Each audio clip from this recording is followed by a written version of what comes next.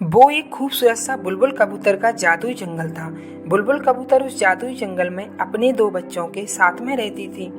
तभी बुलबुल की बेटी मुनमुन बोलती है, माँ, हम लोग और किसी जंगल में क्यों नहीं जाते हैं? और तो और आप दूसरे पक्षियों को आने भी नहीं देती हैं।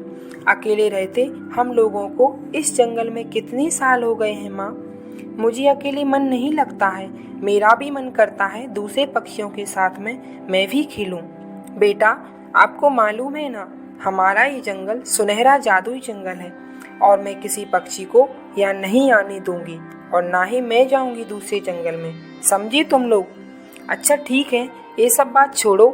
एक और जो हमारा जादुई जंगल है, मैं वहीं जा रही हूँ तुम लोगों को फल लाने के लिए। तुम दोनों बहनें अच्छे से रहना। अगर मुझे लेट हो जाए तो डरना मत, समझ गए? ठीक है माँ। फिर बुलबुल कबूतर उड़ते उड़ते सुनहरे जादुई जंगल में पहुंच जाती है। मैं अपने बच्चों के लिए ज्यादा फल लेकर जाऊंगी। ये फल खाकर उनकी सेहत तंदुरुस्त रहेगी और वैसे भी उन्हें कहीं जाना भी नहीं पड़ता है और ना ही दूसरा भोजन खाते हैं। अब मैं फल लेकर चलती हूँ, नहीं तो वो परेशान हो जाएंगे मेरे बच्चे।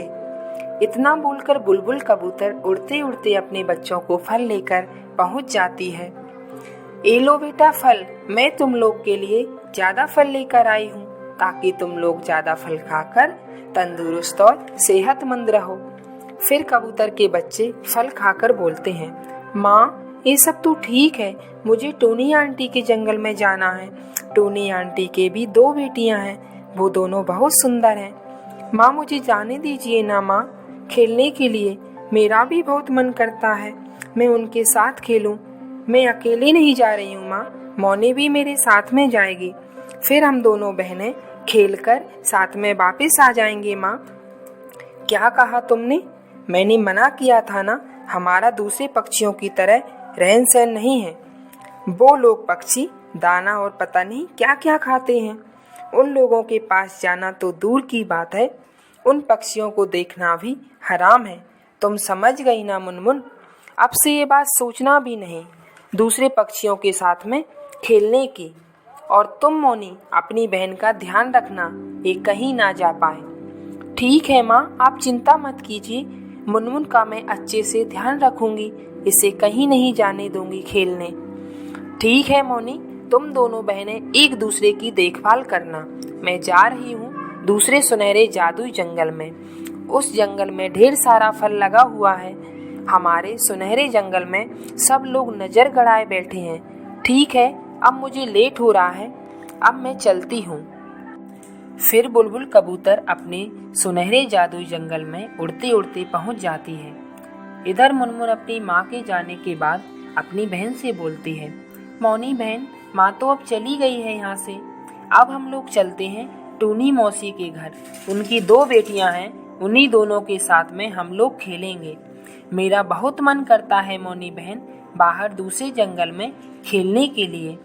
एक ही जगह रह रहकर हम लोग बोर हो गए हैं। हाँ मुनमुन, तुमने सही बोला, मैं भी एक जगह रह रहकर बोर हो गई हूँ।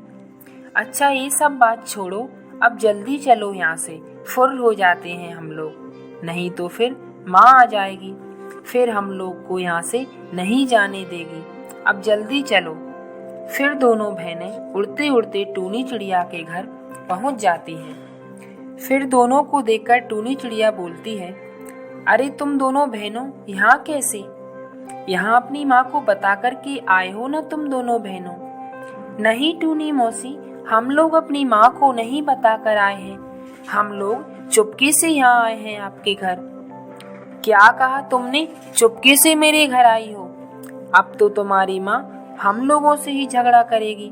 तुम्हारी माँ तो सब पक्षियों से अलग है, और तो और वो दूर से ही सब पक्षियों से घृणा करती है। मैं जानती हूँ तुम दोनों एक जगह रह रहकर बोर हो गई हो, और ये भी जानती हूँ तुम दोनों यहाँ क्यों आई हो। हमारे बच्चों के साथ में खेलने के लिए आई हो ना तुम दोनों? सही कहा ना मैंने? हाँ टूनी मौसी, आपने सही कहा। तब ठीक है, जाओ तुम लोग खेलो। अब यहाँ आ ही गए हो तो मेरे बच्चों के साथ में खेल लो। इधर बुलबुल कबूतर अपने बच्चों को ढूंढ ढूंढ कर थक जाती है। फिर उसने कहा, कहाँ चली गई ये दोनों? अरे हाँ, याद आया, ये मुनमुन तो टूनी के घर जाने की बोल रही थी। मैंने उन दोनों को बहुत समझाया था, ये लोग हमारे बराबर के नहीं हैं, मत जाना वहाँ। पर नहीं, मैं तो जाऊंगी। अभी जाती हूँ टूनी के पास, फिर उसे भी अच्छे से बताऊंगी। मुझे तो लगता है टूनी ही मेरे बच्चों को बहला फुसला कर लेके गई होगी अपने घर, ताकि सुनहरे जादू जंगल में अपना कब्जा जमा सके। मुझे जल्दी वहाँ जाना होगा, नहीं तो लेट हो जाऊंगी। फिर कबूतर उड़ते उड़ते टूनी के घर पहुँच जाती है। टूनी को देखते ही टूनी से बोलती है, आखिर में तूने अपना जादू चला ही दिया। मेरे सुनहरे जादू जंगल में आकर मेरे दोनों बच्चों को तू बहला फुसला कर लेकर आ गई अपने घर। फिर तुझे मौका मिलते ही मेरे सुनहरे जादू जंगल में हक जमा सके, यही तुमने सोचा है ना? फिर तू हक जताएगी, क्यों नहीं? मेरे बच्चों को तेरे बच्चों से मन लगने लगेगा, फिर मेरे बच्चे मेरी बात ही नहीं मानेंगे। यही चाहती है ना तू, मेरे सुनहरे जादू जंगल में हक जता सके? बुलबुल बहन, भला मैं ऐसा क्यों करूंगी? मैं आपके सुनहरे जादू जंगल में क्यों हक जताऊंगी? ये तो आपके बच्चे मेरे घर खुद आए हैं मेरे बच्चों के साथ खेलने। आप अपना गुस्सा शांत कीजिए और अपने बच्चों की तरफ देखिए, वो कितने ज्यादा खुश हैं। शायद पहली बार अपने बच्चों को इतना ज्यादा खुश देखी होंगी। इनका भी मन करता है दूसरे पक्षियों के साथ में खेलने के लिए और दुनिया देखने के लिए। बस आप अपने सुनहरे जादू जंगल पर घमंड करती हैं। इतना भी घमंड मत कीजिए ताकि बाद में पछताना न पड़ जाए। और हाँ, मैं आपके बच्चों को लेकर नहीं आई हूँ, आपके बच्चे खुद आए हैं मेरे घर। हाँ माँ, टूनी मौसी सही बोल रही हैं, हम लोग खुद ही यहाँ आए हैं इनके बच्चों के साथ में खेलने के लिए। क्या माँ, आपको अच्छा नहीं लगेगा हम लोग खुश रहेंगे तो? टूनी, मुझे माफ़ कर दो, मैंने जो तुझसे भला बुरा कहा इसके लिए। हाँ, माफ़ कर दिया बुलबुल बहन, मैं तो बस तुम्हारी गलती का एहसास कराना चाहती थी। तुमने मुझे माफ़ कर दिया, तुम्हारा बहुत बहुत धन्यवाद टूनी। अब से हम लोग साथ में मिलकर रहेंगे।